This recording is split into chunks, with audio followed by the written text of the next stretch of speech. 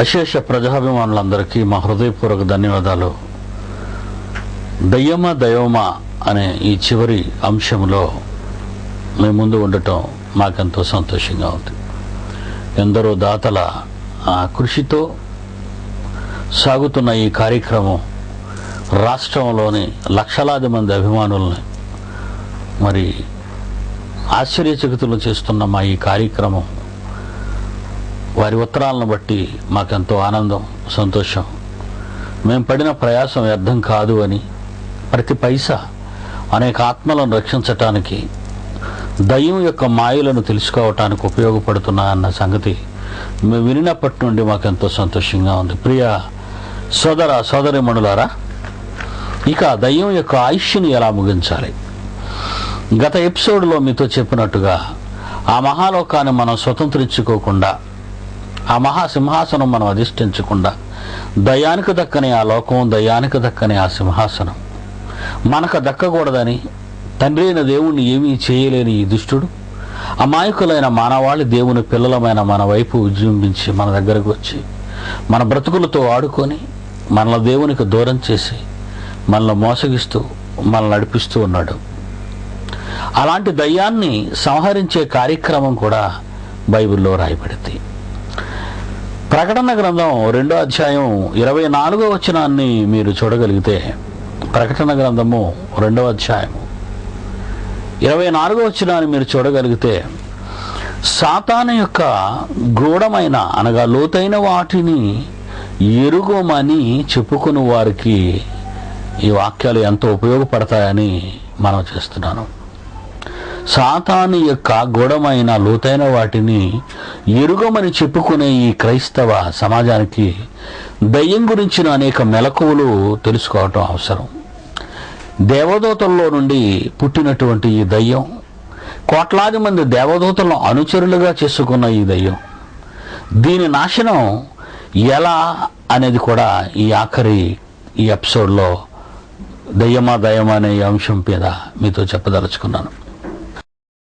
2 పేతురు 3వ అధ్యాయం 3వ వచనం 4వ వచనాన్ని కానీ మీరు చూడగలిగితే, 2 పేతురు 3వ అధ్యాయం 3వ వచనం 4వ వచనం మీరు చూడగలిగితే, అంచె దినములలో అపహాసకులు అపహసించుచూ వచ్చి క్రీస్తు యేసు రాకడను గురించిన వాగ్దానము ఏమాయను, పితరులు నిద్రించినది మొదలుకొని సమస్తమును సృష్టి ఆరంభమున ఉన్నట్టు నిలిచి ఉన్నదే అని అపహసిస్తూ అని అక్కడ రాయబడి చూడండి.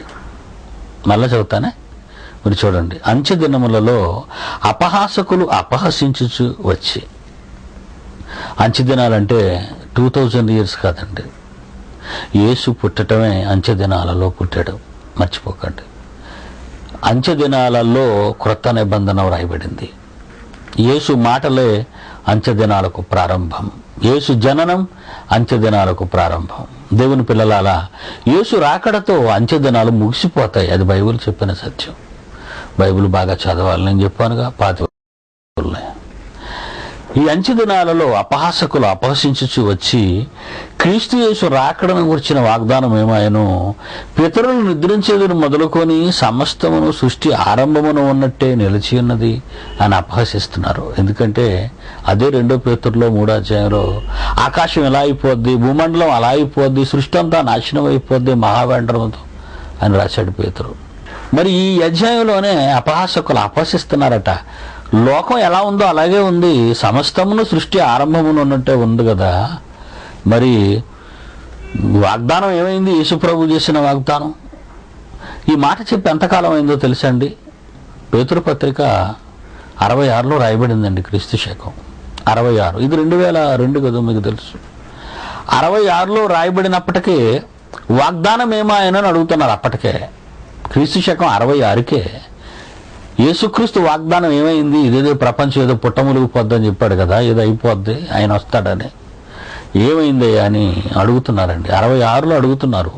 ఈ పత్రిక 66లో రాశారని చెప్పానుగా. అనగా నేటికి 1936 సంవత్సరాలు అయిందని అర్థం. 1936 సంవత్సరాలు 2002కి 2002కి 1936 సంవత్సరాలు అయింది. 1936 సంవత్సరాలు అయినా యేసు వాగ్దానం ఏమైంది అంటున్నారండి అపహాసకులు. క్రైస్తవులు ఏం చేస్తున్నారు ఈ క్రైస్తవ భక్తులంతా? లేకపోతే ఒక దినం దేవుని దృష్టికి 1000 సంవత్సరాలు ఒక దినం అని ఏమైనా చెబుతున్నారా? మనం కూడా ఆలోచించాలి కదండి. అపోస్తల కార్యాలు 1వ అధ్యాయం 9-11 వచనాలు మీరు చూస్తే, అపోస్తల కార్యాలు 1వ అధ్యాయం 9-11 వచనాలు, యేసుప్రభు వెళ్ళిపోతున్నాడు. మొదటి రాకడలో వచ్చి వెళ్ళిపోతూ ఉన్నప్పుడు ఈ ప్రజలందరూ ఆయనకి సెండ్ ఆఫ్ ఇచ్చారండి వాళ్ళని. అప్పుడు వారు చూచుచుండగా యేసు ఆరోహణమాయను. మీ యొద్ద నుండి పరలోకానికి చేర్చుకొనబడిన ఈ యేసు మేఘాల మీద వెళ్ళిపోతున్నాడు కదా, మీరు చూశారు అంటున్నాడు. 2 మనుషులు ఆ ముందు నిలబడి, మీ యొద్ద నుండి పరలోకమునకు చేర్చుకొనబడిన ఈ యేసు ఆ రీతిగానే ఆయన తిరిగి వచ్చునని చెప్పారు. వస్తాడు అన్నారు. అదండి వాగ్దానం. వస్తాను అన్నాడు. ఏమయ్యాడు? యేసుక్రీస్తు ఇంకా రాలేదు అన్నారండి. ఇకపోతే ప్రకటన గ్రంథం చివరి పుస్తకం కదండి, బైబిల్లో 66 పుస్తకం, చివరి పుస్తకం, చివరి అధ్యాయం అండి, 22వ అధ్యాయం, చివరి వచనాలండి. ఎంత చిత్రంగా ఉందో చూడండి. ఉత్తరం ముగింపు రాస్తూ, మనం ఉత్తరాన్ని ప్రారంభించి ముగింపు రాస్తూ, మరి చివరగా ఒక ఏదో మాట చెప్పాలి కదా, మనం వస్తామో రామా అన్నది. అందు గురించి అలాగే 66 పుస్తకాలతో రాయబడినటువంటి ఈ మహాగ్రంథంలో ప్రకటన గ్రంథం 66 పుస్తకం అయితే అది 22 అధ్యాయాలతో పూర్తయితే చివరి వచనాల్లో యేసు అంటున్నాడు, 7వ వచనం, 12వ వచనం, 20వ వచనం. ప్రకటన గ్రంథం 22వ అధ్యాయంలో 7వ వచనం, 12వ వచనం, 20వ వచనం అండి. ఇదిగో నేను త్వరగా వచ్చిచున్నాను అన్నాడండి. ఇదిగో నేను త్వరగా వచ్చిచున్నాను అనే పదం 7వ వచనంలో 12వ వచనంలో ఉందండి. నేను త్వరగా వస్తున్నాను. 66 పుస్తకంలో బైబిల్ ముగిస్తూ నేను త్వరగా వచ్చేస్తున్నాను అంటున్నాడండి ఆయన. మనల్ని ఏమనమన్నాడండి? 20వ వచనంలో ప్రభు అయిన యేసు త్వరగా రమ్ము అనమన్నాడు. ఇదేటండి 2000 సంవత్సరాలు అయిపోయింది, ఇంకా రాలేదు. ఏమండి? మరి వెళ్ళిన యేసు ఇంకా రాలేదు అంటే త్వరగా రమ్మని చెప్పమన్న యేసు, త్వరగా వస్తానని చెప్పిన యేసు, త్వరగా రమ్మని మనల్ని చెప్పమన్న ఆ యేసే, త్వరగా వస్తానని చెప్పిన యేసే. అదండి వాగ్దానం. మరి యేసు ఇంకా రాలేదు ఎందుకంటారు? ఈ యేసు ఎందుకు రాలేదు అది ప్రశ్న అండి. ఎవరైనా ఆలోచిస్తున్నారా ప్రపంచంలో దీన్ని? యేసుప్రభు ఎందుకు రాలేదని ఆలోచిస్తున్నారా? యేసుప్రభు రమ్మని ప్రార్థన చేస్తున్నారు, యేసుప్రభు రమ్మని పాటలు పాడుతున్నారు. అసలు యేసుప్రభు ఎందుకు రాలేదు అని క్రైస్తవం ఆలోచిస్తుందా అండి? ఆలోచించటం లేదు కదా. ఈ రోజండి అనేక సంగతులు, అనేక కార్యక్రమాలు ఘోరమైనవి జరిగిపోతున్నాయి సార్. యేసుప్రభు వస్తాడో రాడో అని హేళన చేస్తున్న ఈ లోకంలో ఆ యేసుప్రభు హిమాలయాలే వచ్చేసాడు. హిమాలయాలు వచ్చారు. మా బాబా గారి దగ్గర కలిసి ఉన్నారు 2000 సంవత్సరాల క్రితం అని మన రజనీకాంత్ గారు, సూపర్ స్టార్ తమిళనాడు, ఆయన ఈ మధ్య చెప్తున్నాడండి. 2000 సంవత్సరాల క్రితం హిమాలయ పర్వతాలకు వచ్చి హిమాలయ పర్వతాల్లో వాళ్ళ బాబా గారి దగ్గర సహవాసం చేశాడంటారా? ఇంకా వార్త వాళ్ళు ఏం రాశారో తెలుసా? యేసుక్రీస్తు కట బాబా గారు గురువు అంటున్నాడండి, వార్తలో పడింది. చూసారా? రకరకాల కారణాలు. ఎందుకంటే అపహసిస్తున్నారండి, అపహసిస్తున్నారు. నోటీస్ పంపించారనుకోండి రజనీకాంత్ గారికి, నీ వార్త వాళ్ళకి చూద్దురు కానీ మీరు పేపర్లో ఏమవుతుందో. చాలామంది ఈ లోకంలో యేసును అపహసిస్తున్నారు. క్రైస్తవులారా, ఇన్ని అపహాసాలు వస్తున్నా మీరు ఎప్పుడైనా ఆలోచించారా? అసలు యేసే సిలువ వేయబడి లేదన్నాడండి మహమ్మద్ దీదాతు. అదే ఛాలెంజ్ అండి, ఛాలెంజ్ చేశాను, ఇంటర్నేషనల్ ఛాలెంజ్. కమాన్, యేసు ప్రభు సిలువ వేయబడ్డాడని నిరూపిస్తానన్నాడు విజయవాడ PWD గ్రౌండ్.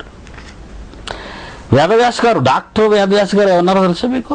అసలు క్రీస్తు ఇండియాకి వచ్చాడు. ఇండియాకి వచ్చాడండి, బౌద్ధ సన్యాసుల దగ్గర విద్యాభ్యాసం చేసుకున్నాడు అన్నాడండి ఆయన. ఆయనకి 1994లో సికింద్రాబాద్లో ఓపెన్ ఛాలెంజ్ అండి, ఓపెన్ ఛాలెంజ్ చేశాను రమ్మని. పత్రికల్లో పడ్డాయి, ఆల్ న్యూస్ పేపర్స్. ఆలోచించండి దేవుని పిల్లలారా. క్రైస్తవ నిద్రపోతున్నావా నువ్వు? క్రైస్తవ భక్తులారా నిద్రపోతున్నారా మీరంతా? మరి యేసుక్రీస్తు గురించి ఆలోచించారా? అపహసిస్తున్నారండి. 1936 సంవత్సరాలుగా 1936 సంవత్సరాలుగా ఈ ప్రపంచం నీవు నమ్ముకున్న యేసును అపహసిస్తే త్వరగా వచ్చుచున్నాను అని అన్న ఆయన, త్వరగా రమ్మని ప్రార్థన చెయ్యండి అన్న ఆయన ఇంతవరకు కనబడలేదంటే కారణం ఏమై ఉంటుందో బైబిల్ని ఎప్పుడైనా మీరు పరిశీలించారా? పరిశీలించాలండి. ఇదిగో నేను త్వరగా వచ్చుచున్నానని క్రీస్తు శకం 90లో ప్రకటన గ్రంథంలో రాశాడండి. 1912 సంవత్సరాలు అయిందండి నేను త్వరగా వస్తున్నానని యేసు చెప్పి. ప్రకటన గ్రంథం 90లో రాశారండి క్రీస్తు శకం సుమారు 2002కి 1912 సంవత్సరాలు అయిందండి. యేసు రాలేదు. ఎందుకు రాలేదని క్రైస్తవ్యం ఆలోచించిందా? నీ భర్త రాకపోతే కంగారు, బడికెళ్ళిన నీ పిల్లలు రాకపోతే కంగారు, ఊరికెళ్ళిన నీ వాళ్ళు కనబడకపోతే కంగారు, వస్తానని చెప్పిన యేసు రానందుకు నీకు కంగారుందా? క్రైస్తవ్యమా? బైబిల్ నీకు తెలీదు. ఒక్క మాటలో చెప్పాలంటే బైబిల్ నీకు తెలీదు. ఆ బైబిల్ తెలియకపోబట్టే వాగ్దానాలు ఏమైనా, యేసు ఏమైనా, బైబిల్ గురించి ఎవరు ఏమనుకున్నా నీకు కావలసింది లోకపు మాయ, ఈ దెయ్యపు మాయ, ఈ దెయ్యపు ముసుగు. ఈ యుగ సంబంధమైన దేవత 2 కొరింథీ 4:4 ఈ యుగ సంబంధమైన దేవత అవిశ్వాసులైన వారి మనోనేత్రములకు క్రీస్తు సువార్త ప్రకాశము ప్రకాశింపకుండా వారి మనోనేత్రములకు గుడ్డితనము కలుగు చేయుచున్నదని వ్రాయబడిందండి బైబిల్లో. అవిశ్వాసులైన క్రైస్తవులారా, విశ్వాసము లేని క్రైస్తవ జనాంగమా, ఆలోచించొక్కసారి. నీ యేసు అన్యజనుల మధ్య అపహసింపబడుతుంటే, యేసును ఎరిగానని చెప్పి యేసు పేరు పెట్టుకున్న క్రైస్తవుడైన నీవు దానిని పట్టించుకోకుండా తిరుగుతున్నావు అంటే నీ దేవుడి మీద నీకెంత బాధ్యత. అంటే నీకు ఆ మహాలోకం అవసరం లేదు, దేవుని సింహాసనంతో నీకు పని లేదు. ఈ మాయ ఎవరిది? దయ్యానిది. దయ్యముని నీ మాయలో ముంచి తానున్న లోకానికి, తాను వెళ్ళబోయే పాతాళానికి, అగ్ని జ్వాలలలోనికి నిన్ను తీసుకుని వెళ్ళటానికి వేసిన పథకం ఫలించింది దాన్ని. అందుకే నువ్వు పోతావు. నిన్నెవరు కాపాడగలరు? మరి యేసు ప్రభు ఎందుకు రాలేదు? అది ఆలోచిద్దాం. అలాంటప్పుడు యేసుక్రీస్తు ఎందుకు రాలేదో మనం ఆలోచించాలి. మత్తయి సువార్త 24వ అధ్యాయం 14వ వచనం చూడండి ప్రియులారా. 14వ వచనం, మత్తయి సువార్త 24వ అధ్యాయం 14వ వచనం. ఈ రాజ్య సువార్త, యేసుక్రీస్తు అంటున్నారు, ఈ రాజ్య సువార్త సకల జనుల సాక్షార్థమై లోకమందంతటా ప్రకటింపబడిన తరువాత అంతము వచ్చును. అంతం. ఈ లోకానికి అంతం రావాలి అంటే రాజ్య సువార్త ప్రకటించబడాలటండి. రాజ్య సువార్త ప్రకటించబడాలి. రాజ్య సువార్త. ఏ రాజ్య సువార్త? లోక రాజ్య సువార్త కాదు. యేసు వ్రాసిన, యేసు పలికిన మాటలు, యేసు చెప్పిన మాటలు, తండ్రి యొద్ద విన్న మాటలు, బైబిల్, అవి చెప్పాలి. చెప్తున్నావా ఈరోజు? క్రీస్తు శకం 58లో రాయబడిన గలతీ పత్రికలో ఏముందో తెలుసండి? క్రొత్త నిబంధనలో అండి, భిన్నమైన సువార్త తట్టుకు మీరు ఇంత త్వరగా తిరిగిపోవుట చూడగా నాకు ఆశ్చర్యం మగుచున్నది అన్నాడు పౌలు గారు. భిన్నమైన సువార్త తట్టుకు మీరు ఇంత త్వరగా తిరిగిపోవుట చూడగా మొదటి 100 సంవత్సరాల్లోనే కదండి పౌలు బోధించాడు యేసు బోధ, రాజ్య సువార్త. ఆ రోజు బోధించిన రాజ్య సువార్తనే వాడు లోబడకుండా భిన్నమైన బోధలోనికి వెళ్ళిపోయారు అని ఉందండి. భిన్నమైన బోధ అండి. భిన్నమైన బోధ ఎప్పుడు వచ్చింది? భిన్నమైన బోధ 1వ శతాబ్దంలో వచ్చిందండి. భిన్నమైన బోధ, తప్పుడు బోధ, ఈ లోక బోధ, ఈ లోక రాజ్య సువార్త. ఆ రాజ్య సువార్త కాదండి. భూమి మీదకి వచ్చి 1900 సంవత్సరాలైనా ఏ రాజ్య సువార్తలో ఉన్నామో అన్న సంగతి క్రైస్తవ ప్రపంచానికి తెలియదండి. నమ్ముతారా? నమ్మేది ఏదైనా చెప్పమంటారా? యేసుక్రీస్తు పిలాతు ముందు నిలుచున్నారు తెలుసా మీకు? అప్పుడు పిలాతు రోమా గవర్నర్ ఏమని ప్రశ్నించాడు? నీవు రాజువా అని అడిగాడు యేసుక్రీస్తుని. అప్పుడు ఏమన్నాడు ఆయన? నేను రాజుని ఇప్పుడు కాదు, 2వ రాకడలో వస్తాను, అప్పుడు నేను రాజును, అప్పుడు నీ పని పడతాను అని చెప్పలేదు రోమా గవర్నర్తో. ఏమని చెప్పాడు? నేను రాజునే, నీవన్నట్టు నేను రాజునే అన్నాడు. నేను రాజునే. ఆయన మొదటి రాకడలోనే రాజైతే పరలోకమందును భూమి మీదను నాకు సర్వాధికారం ఇవ్వబడి ఉన్నది అని మృతులలో నుండి లేచిన తరువాత ఆయన చెబితే లేదా మీ బైబిల్లో? లేదా? పరలోకమందును భూమి మీదను నాకు సర్వాధికారం ఇవ్వబడి ఉన్నది అని యేసు చెప్పి మరణానికి ముందు పిలాతు ముందు నిలుచుని నేరస్తునిగా నీవు రాజువా అని రోమా గవర్నర్ అడిగిన ప్రశ్నకు నేను రాజునే నేను అన్నప్పుడు మొదటి శతాబ్దంలోనే యేసు మొదటి రాకడలోనే రాజు అయితే యేసు రాజుగా వచ్చుచున్నాడనే పాట ఎందుకయ్యా పాడుతున్నావు? ఛే, ఆలోచించావా ఏ రోజైనా? బైబిల్లో ఎన్ని వాస్తవాలు ఉన్నాయో, ఎన్ని వాస్తవాలు రాయబడ్డాయో. యేసు నేను రాజునేనా ఆయన చెబుతున్నాడు. పరలోకమందు భూలోకమందు సర్వాధికారం ఇవ్వబడి ఉన్నదేని యేసు అంటుంటే, క్రైస్తవుడు నేను చెప్పుకునే నీవు, క్రైస్తవుని అని అన్న నీవు యేసు రాజుగా వచ్చుచున్నాడు, రాజాది రాజా రావే అని పాటలు పాడుతున్న నీవు యేసు రాజుగా వచ్చాడన్న సంగతి నీకే తెలియకపోతే నువ్వు వెళ్ళి ప్రపంచానికి ఏ రాజ్య సువార్త బోధిస్తావు? నువ్వు ఒక కాపరివి కావచ్చు, మహాభక్తుడివి కావచ్చు, మహాప్రసంగికుడివి కావచ్చు, మహా గ్రంథాల రచయితవు కావచ్చు. ఎవరివైతే ఎందుకయ్యా? బైబిల్లో సారం ఏముందో తెలియని నీకు, బైబిల్లో రాయబడిన అంశాలు ఎందుకున్నవో పరిశోధించని నీవు, రాజుగా వచ్చానని ఆయన చెబితే రాజుగా రావాలని నువ్వు పాడితే నీకు బైబిల్ తెలుసా? నువ్వు బోధించేది రాజ్య సువార్త, భిన్నమైన బోధ. నీ పాటలో భిన్నమైన బోధ, నీ జీవితంలో భిన్నమైన బ్రతుకు, నీ ప్రసంగాలలో భిన్నమైన బోధ, సంఘాలలో భిన్నమైన బోధ, ఫెలోషిప్లలో భిన్నమైన బోధ, సంస్థలలో భిన్నమైన బోధ, దయ్యపు బోధ. అందుకే అన్నాడు పౌలు, భిన్నమైన సువార్త తట్టుకు మీరు ఇంత త్వరగా తిరిగిపోవడం చూడగా నాకు ఆశ్చర్యం అగుచున్నది. ఇక ఈ రాజ్య సువార్త ప్రకటించేది ఎప్పుడయ్యా? ఈ రాజ్య సువార్త ప్రకటన జరిగేది ఎప్పుడు చెప్పండి? ఇక మీరే. రాజ్య సువార్త జరగలేదు, అంతము రాలేదు. మన అంతము రావాలి అంటే దానికి ముందు మరొకటి జరగాలి. మీకు తెలుసా? అంతం రావాలంటే మరొకటి జరగాలి. దశలోనికి రాసిన 2వ పత్రిక 2వ అధ్యాయం 8వ వచనం, మన ప్రభు అయిన యేసు తన నోటి ఊపిరి చేత దయ్యాన్ని సంహరించి తన ఆగమన ప్రకాశము చేత నాశనం చేయును. ఉందా మీ బైబిల్లో? చూడండి చూడండి చూడండి చూడండి, ఒకసారి చూడండి. మన ప్రభు అయిన యేసు తన నోటి ఊపిరి చేత దయ్యాన్ని సంహరించి తన ఆగమన ప్రకాశం చేత నాశనము చేయును. అంటే యేసు రాకడలో, యేసు రాకడపు వెలుగులో దయ్యం నాశనానికి వెళ్ళిపోతుంది. అంటే దయ్యం చచ్చిపోయే కాలం, దెయ్యం నాశనముకు పోయే కాలం, దెయ్యం సంహరించబడే కాలం. ఈ ప్రపంచాన్ని, క్రైస్తవ జనాంగాన్ని, ప్రపంచ మానవాళిని పట్టి వేధించి నిత్యాగ్ని దండనకు తీసుకుపోయిన ఈ దెయ్యం, దేవుని కుమారులను దయ్యాలుగా మార్చిన ఈ దెయ్యం నాశనం అయిపోయేది ఎప్పుడో తెలుసా? యేసు వచ్చేటప్పుడు, యేసు 2వ రాకడలో, 2వ ఆగమన ప్రకాశంతో. అంటే యేసు వస్తే దెయ్యం చస్తుందన్నమాట, యేసు వస్తే దెయ్యం నాశనానికి వెళ్ళిపోతుందన్నమాట. అయితే యేసే రాకుండా ఉంటే దెయ్యానికి చావు లేదు. యేసు రాకూడదు, యేసు రాకుండా ఉండాలి. యేసు రాకుండా ఉంటేనే అది బ్రతుకుతుంది, దాని ఆయుష్ పెరుగుతుంది, లోకాన్ని మోసగిస్తుంది, ఇంకా కోట్లాది మందిని నిత్యాగ్ని దండనకు తీసుకొని వెళ్ళిపోతుంది. అది బ్రతకాలి అంటే యేసు రాకూడదు, అనగా రాజ్య సువార్త ప్రకటించకూడదు. ఇదెందుకు?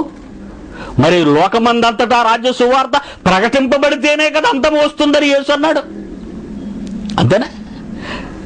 1 కొరింథీయులకు రాసిన పత్రిక 15వ అధ్యాయం 24-26 వచనాలు చూడండి ప్రియులారా.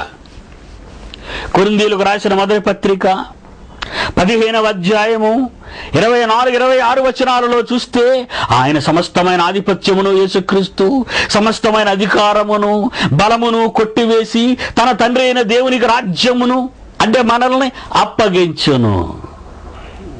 మనల్ని యేసుక్రీస్తు అప్పగిస్తాడు భూలోకానికి. 2వ రాకడలో ఆయన వచ్చి భూమి మీద ఉన్న తన పిల్లలైన వారిని తోడుకొని మహాలోకానికి తీసుకొని వెళ్ళి అక్కడ తండ్రికి అప్పగిస్తాడు. అప్పుడు అంతము వచ్చును. చూడండి తర్వాత బైబిల్లో ఉందో, అప్పుడు అంతము వచ్చును. కడపట నశింపజేయబడు శత్రువు మరణం. కడపట నశింపజేయబడు శత్రువు మరణం. నీ శత్రువు, నా శత్రువు. మనకు దక్కవలసిన మహాలోకాన్ని, పరలోకాన్ని దక్కించకుండా, మనం ఎక్కవలసిన సింహాసనాన్ని, మహాసింహాసనాన్ని మనం ఎక్కకుండా మనం ఆపగలిగిందే దానిని చంపవా? దానిని హతమార్చవా? దాని నాశనానికి పంపవా? దానిని పంపాలంటే నీ చేతిలోనే ఉంది సోదరా, సోదరి. దయ్యాన్ని హతమార్చి దయ్యపు ఆయుష్ను మూడింప చేయాలి అంటే, దయ్యపు ఆయుష్ ముగిసిపోవాలి అంటే ప్రపంచ క్రైస్తవులారా మీ చేతిలోనే ఉంది. ప్రపంచ జనాభా ఎంతో తెలుసా? 623,62,92,268. జూలై 10కి, మొన్న జూలై 10కి 623,62,92,268 మంది ఉన్న ఈ ప్రపంచ జనాభాలో 200 కోట్ల మంది క్రైస్తవులు ఉండగా మిగిలిన 400 కోట్ల చిల్లర క్రీస్తును ఎరుగని వారు ఏమైపోతున్నారో ఏ రోజైనా ఆలోచిస్తున్నావా? అసలు నువ్వేమైపోతున్నావో నీకే తెలీదు. నువ్వు దిగజారిపోతున్నాదో పాతాళమే నీకు అర్థం కాకుండా పోయింది. ఇక ఈ ప్రపంచాన్ని నువ్వు కాపాడేది ఎప్పుడు? అలా కాపాడడానికి ఈ రాజ్య సువార్త ప్రపంచమంతటా నువ్వు చాటేది ఎప్పుడు సోదరా? నువ్వు చాటేది ఎప్పుడు? 200 కోట్ల మంది క్రైస్తవులు నడుం కట్టి 200 కోట్ల మంది క్రైస్తవులు నడుం కట్టి 400 కోట్ల మంది సుమారు క్రైస్తవులు కాని వారికి రాజ్య సువార్త ప్రకటించాలి. అసలు ఈ 200 కోట్ల మందికి రాజ్య సువార్త ఎరుగని దశలో ఉన్నప్పుడు యేసు వెళ్ళిపోయి 2000 సంవత్సరాలైనా భూమి మీద ఉన్న 200 కోట్ల మంది క్రైస్తవులు 2003కే రాజ్య సువార్త తెలియని దుస్థితిలో ఉంటే, యేసు రాజుగా వచ్చుచున్నాడన్న పాటలు నువ్వు పాడుతుంటే ఈ ప్రపంచానికి రాజ్య సువార్త తెలిసేదెప్పుడు? ఈ రాజ్య సువార్తను నువ్వు తెలుసుకునేదెప్పుడు? ఈ రాజ్య సువార్తను లోకానికి ప్రకటించేదెప్పుడు? రాజ్య సువార్త లోకమందంతటా ప్రకటింపబడిన తరువాత కదండి అంతం రావాలి అంటే యేసు రావాలి. అంతం రావాలి అంటే యేసు రావాలి. అంతం రావటానికి ముందు నీవు రాజ్య సువార్త ప్రకటించాలి. అంతానికి ముందు నువ్వు రాజ్య సువార్త ప్రకటించాలి. అంతే కదా? రాజ్య సువార్త సకల జనుల సాక్షార్థమై లోకమందంతటా ప్రకటింపబడును, తరువాత అంతము వచ్చును అని చదివారు మీరు. రాజ్య సువార్త లోకానికి తెలియాలి, అంతం రావాలి. అంటే రాజ్య సువార్త ప్రకటింపబడితేనే గాని యేసు బయలుదేరడు. రాజ్య సువార్త లోకమందంతటా ప్రకటింపబడితేనే యేసు మహాలోకం నుండి ప్రారంభమవుతాడు ప్రయాణానికి. అంటే సువార్త నువ్వు ప్రకటించాలి, యేసు అక్కడ నుండి బయలుదేరాలి. ఆ ఆగమన ప్రకాశంలో దుష్టుడు సర్వనాశనం కావాలి. ఆలోచించండి. దెయ్యమా దైవమా, ఈ విశేషమైన అంశములో చివరి ఘట్టములో మన శత్రువైన అపవాది నాశనం మన చేతిలో ఉందని బైబిల్ చెబుతుంది. దాని నాశనం మన చేతిలోనే ఉంది. ఎలా? రాజ్య సువార్త ప్రకటించడానికి నువ్వు నడుం కట్టుకుని బయటకు వెళ్ళాలి. అసలు ఈ రాజ్య సువార్తను నేర్చుకోవడానికి ముందు మా దగ్గరకు రా. రాజ్య సువార్త నువ్వు తెలుసుకోవాలి. ఆ రాజ్య సువార్తను ప్రపంచానికి వెళ్ళి ప్రకటించాలి. అలా ప్రకటిస్తే చాలు, వాడు మరణవసరం లేదు. సాక్షార్థమై ప్రకటిస్తే చాలు, యేసు బయలుదేరుతాడు.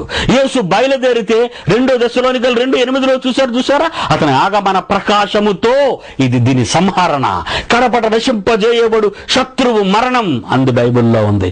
అంటే నీ శత్రువు నా శత్రువు అనే దయ్యము చావాలి అంటే, నిత్య నాశనానికి అది పోవాలి అంటే నువ్వు ఇల్లు వదిలి బయటికి రావాలి ప్రకటించటానికి. భార్య, పిల్లలు, చదువు, పెళ్లి, సమస్త సంఘము, ఫెలోషిప్ అనుకుంటూ 4 గోడల మధ్య నువ్వు మగ్గిపోతే, 4 గోడల మధ్య నువ్వు ఖైదీగా ఉండిపోతే ఈ రాజ్య సువార్త ప్రపంచానికి ఎలా తెలుస్తుంది? పీడి సుందర్రావు మంచివాడు కాదు, మీరు ఆయన బోధన వినకండి, ఈ 4 గోడల మధ్య ఆదివారానికి ఒకసారి 2 గంటలు కూర్చోండి, ఒక పాట, ఒక ప్రార్థన, ఒక ఆశీర్వాదం, ఒక దీవెన, ఇంటికి పొండి అనే బోధలేగా ఈరోజు. ఆలోచించండి సోదర సోదరీమణులారా. మీరు ఆలోచించాలి, నీవెక్కడున్నావు? నీవు చదువుతున్న బైబిల్లోని వాస్తవాలు నీకు అర్థమవుతున్నాయా? యేసు రావాలి. ప్రభు అయిన యేసు రమ్ము అని నువ్వు నామన్నాడు. యేసు త్వరగా వచ్చుచున్నాను అని చెబుతున్నాడు. అలా చెప్పి ఇన్ని 100 సంవత్సరాలైనా యేసు రాకపోవడానికి కారణం నువ్వే. యేసు రాకపోవడానికి కారణం నీ సోమరితనం. యేసు రాకపోవడానికి కారణం నీవు జీవిస్తున్న నీ బ్రతుకు, నీకు తెలియని బైబిలు. అలాగే దయ్యం బ్రతుకుతుంది. దయ్యం బ్రతకడానికి కారణం దానికి ఆయుష్ పోసి పెంచుతున్నది నువ్వే. నువ్వు కదలనంత కాలం సువార్త ప్రకటింపబడదు, రాజ్య సువార్త. మరి అలా అయితే ఈ రోజండి ఎంతో సేవ జరిగిపోతుంది గిరిజనుల మధ్య. అవుట్ రీచ్ గాస్పల్ అనే సంగతి ఎన్నెన్నో సంస్థలు ఉన్నాయి ఈరోజు. వీళ్ళంతా ప్రకటిస్తున్నదేంటి? వాళ్ళతో వాడు బట్టలు మార్చుకొని గెంతటమా? విదేశాలకు ఫోటోలు పంపించి కోట్లాది రూపాయలు స్వదేశానికి తెచ్చుకోవటమా? డబ్బిచ్చి అన్యాయంగా మత మార్పిడులు చేయటమా? ఏదో ఆశలు చూపించి మనుషులు మార్చటమా? ఈరోజు క్రైస్తవ్యాన్ని అనేక మంది అసహించుకోవడానికి కారణం ఏంటో తెలుసా? ఈ మహాజ్ఞానాన్ని బోధించి ఒప్పించలేని నీ అసమర్థత. సకల శాస్త్రాలు అధిగమించిన బైబిల్ అనే మహాజ్ఞానాన్ని గత 4 ఎపిసోడ్స్లో మీకు చెప్పాను. వాస్తవాన్ని చెప్పినప్పుడు ఎవరు అంగీకరించకపోవాలి? ఈరోజు కూడా క్రీస్తు హిమాలయాలకు వచ్చి బౌద్ధ సన్యాసుల దగ్గర జ్ఞానం నేర్చుకున్నాడు అంటే ప్రపంచానికి ఛాలెంజ్ విసిరాను. ప్రపంచ చరిత్రకారులను సవాలు చేశాను, పత్రికాధిపతులను సవాలు చేశాను, చరిత్రకారులను సవాలు చేశాను. రమ్మనన్ను, కమాన్, యేసుక్రీస్తు ఇండియాకు రాలేదని నిరూపిస్తాను. హిమాలయాలలో బౌద్ధ సన్యాసుల మధ్య విద్యాభ్యాసం నేర్చుకోలేదని చెబుతాను అన్నాను. ఎవరు ఈ ప్రపంచంలో ఇప్పటికీ కనబడలేదు. క్రైస్తవ్యమా, ఎక్కడ ఉన్నావు? నువ్వు చదువుతున్నది బైబిలేనా?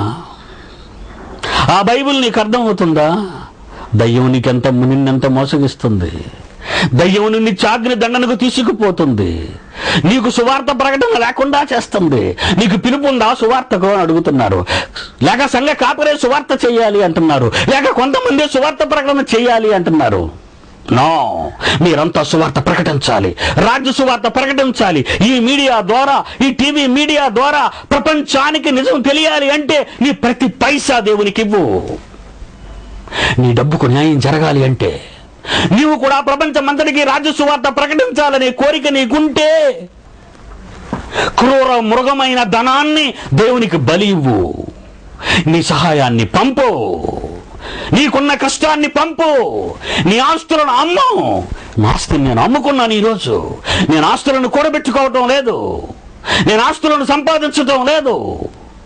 నాకున్న దానిని అమ్మి ఈ మృగాన్ని బలి ఇచ్చి, ఈ క్రూర మృగాన్ని, ఈ ధనాన్ని దేవునికి ఖర్చు చేసి ఈ మహాజ్ఞానాన్ని ప్రపంచ ప్రజలకు తెలియచేయాలి. ఈ మహాయజ్ఞంలో, ఈ మహా తపస్సులో, సాతానుతో జరిగే ఈ భీకర సంగ్రామంలో నాతో చేయి కలుపుతావా? కలుపు. నీ కష్టాన్ని పంపు, నీ కష్టాన్ని పంచు. మహా సంగ్రామాన్ని సైతానుతో జరిగిద్దాం. ఇది 3వ ప్రపంచ సంగ్రామం కాదు, ఈ ప్రపంచానికే చివరి సంగ్రామం. దానిని హతమారుద్దాం, మనందరం కలుద్దాం, ప్రపంచ మానవాళ్ళని మారుద్దాం, మంచి బాటలో నడిపిద్దాం.